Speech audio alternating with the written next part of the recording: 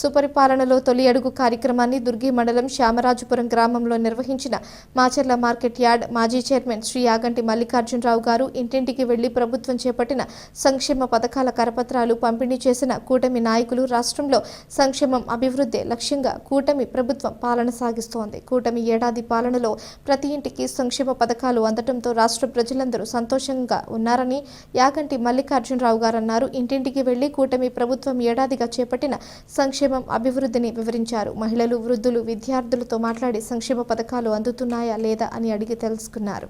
CM Chandrababu Naidu రాష్ట్రాభివృద్ధి, ప్రజల సంక్షేమం కోసం పనిచేస్తున్నారన్నారు. ఏడాది పాలనలో కూటమి ప్రభుత్వం సాధించిన విజయాలు ప్రజలకు వివరించేలా సుపరిపాలనలో తొలి అడుగు కార్యక్రమాన్ని సీఎం చంద్రబాబు రూపొందించడం జరిగిందన్నారు. ఎన్డీఏ కూటమి ఏడాది పాలనలో ఇంటింటికి సంక్షేమం అందితే వైసీపీ పాలనలో ఇంటింటికి మోసం జరిగిందన్నారు.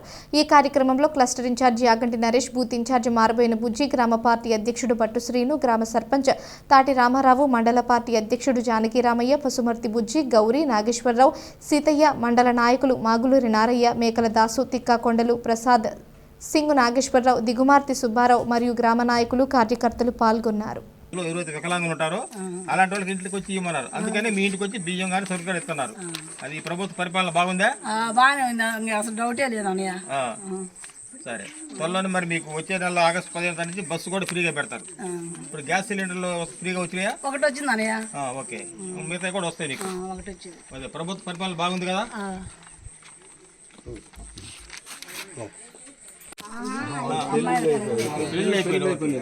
మనరాళ్ళు వాళ్ళు చదువుతారు, వాళ్ళ డబ్బులు పడ్డాయా?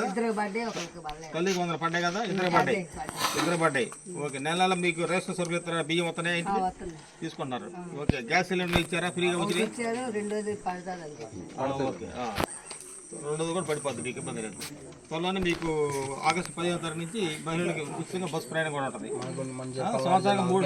సంవత్సరానికి 3 సిలిండర్, మీకు 3 సిలిండర్ డబ్బులు ఇక్కడి నుంచి ముందే మీ ఖాతాలో పడతాయి. పిల్లలు ఎంతమంది చదువుకున్నట్టు అంతమందికి ఒక్కొక్కరికి 15,000 లెక్క డబ్బులు పడతాయి. ఎట్లుంది ప్రభుత్వ పరిపాలన? చంద్రబాబు నాయుడు, పవన్ కళ్యాణ్ పరిపాలన ఎట్లా ఉంది? బాగుంది కదా? రాబోయే రోజులు కూడా ప్రభుత్వానికి అండగా ఉంటారా మీరు? ఓకే.